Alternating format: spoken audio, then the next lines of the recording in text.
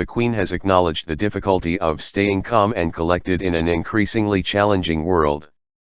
The monarch was speaking as she formally opened the fifth session of the Scottish Parliament. She stressed the need for political leaders to make room for quiet thinking and contemplation. It was her first major address since the UK voted for Brexit in last month's referendum. The result has ignited calls for a new referendum on Scottish independence, with Scotland facing the prospect of having to leave the European Union despite voting by 62% to 38% in favour of remaining.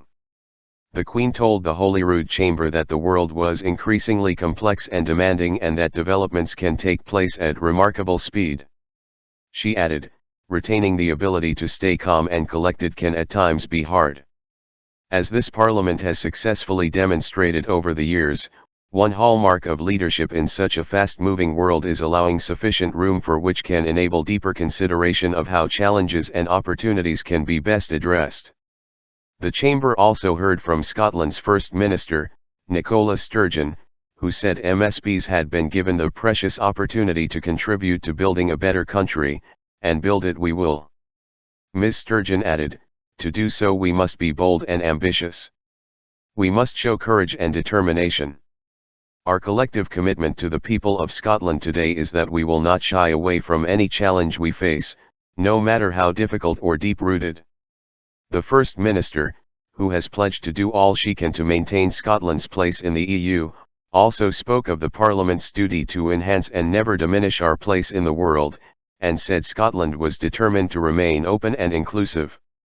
She said, whether we have lived here for generations or are new Scots, from Europe, India, Pakistan, Africa, and countries across the globe, we are all of this and more.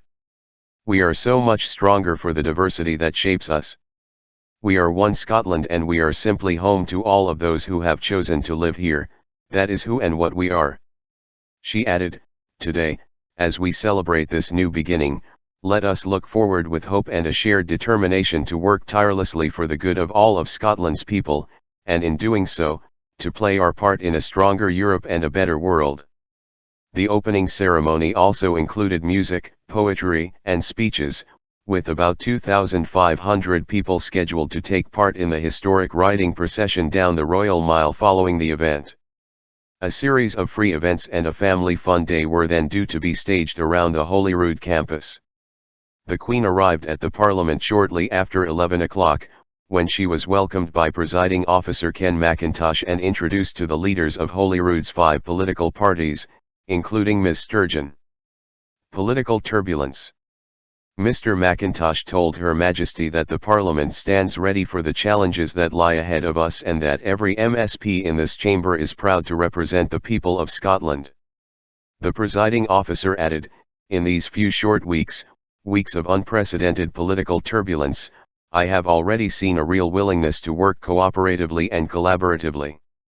I have seen the emergence of a shared agenda to clarify the identity and role of the Scottish Parliament and a shared recognition that it is more important than ever that the Parliament finds its own voice, a voice of hope, to echo Donald Dewar, a voice for the future.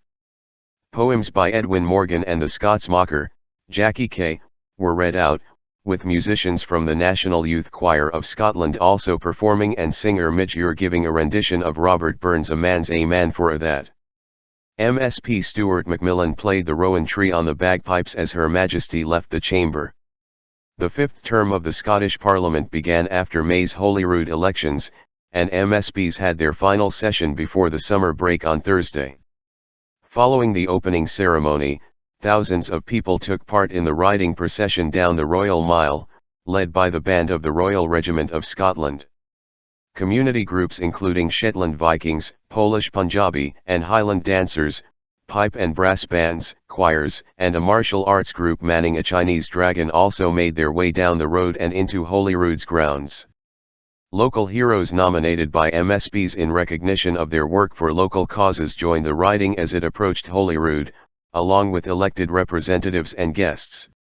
A big day out event will be held between 1400 hours and 1800 hours, inside and out of the Parliament, including singing, dancing, arts and crafts, falconry, and beekeeping.